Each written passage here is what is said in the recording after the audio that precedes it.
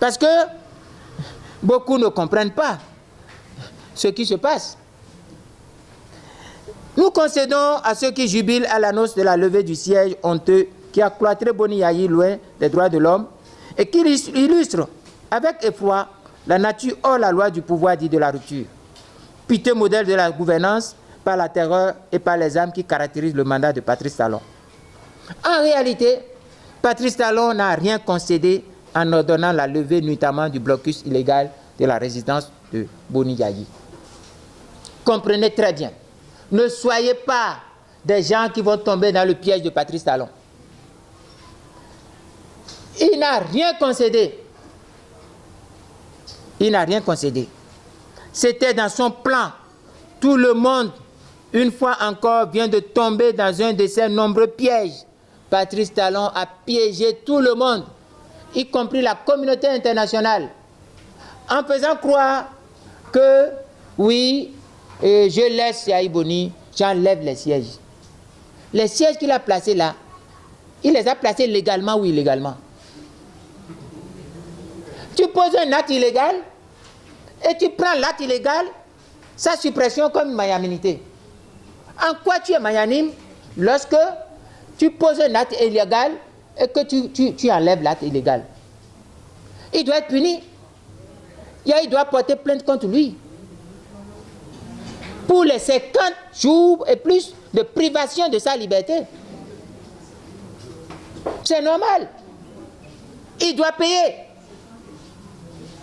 Parce que personne n'a le droit de séquestrer l'autre. La séquestration est punie par le code pénal. Vous séquestrez quelqu'un, vous êtes puni.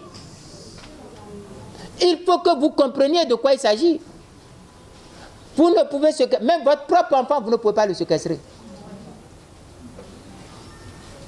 Or, voilà quelqu'un qui a séquestré un ancien président, un homme important, qui n'est pas n'importe qui. Il a séquestré pendant 50 jours parce qu'il est dans une philosophie. Et cette philosophie, je vous ai dit ça au départ. Vous vous soumettez, ou vous prenez le chemin de l'exil, ou vous prenez le chemin de la prison. Parce que Yayi ne veut pas se soumettre, il a mis en prison de fait chez lui.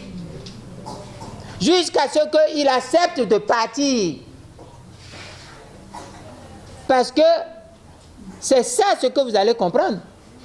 Sinon, qu'est-ce qui va amener un ancien président à quitter son pays et aller attendre dans un autre pays pour faire ses formalités avant d'être évacué? Il n'a pas de maison ici.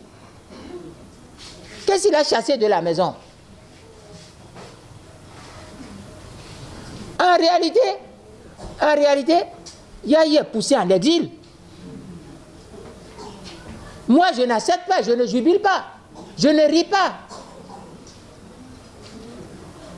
Je ne ris pas, parce que ma lecture est que si on enlevait le siège, Yayi doit rester chez lui, préparer son évacuation. Si on m'avait dit que la nuit là même, où il a quitté, il est parti en évacuation pour les soins, je vais comprendre. Il est à Lomé. Donc le Bénin ne peut plus le garder. C'est Togo qui va le garder. C'est une honte. C'est inadmissible. Vous comprenez très bien que le sort de l'exil des autres est le même sort de l'exil de Yayi. Yayi est en exil. Il ne peut pas venir.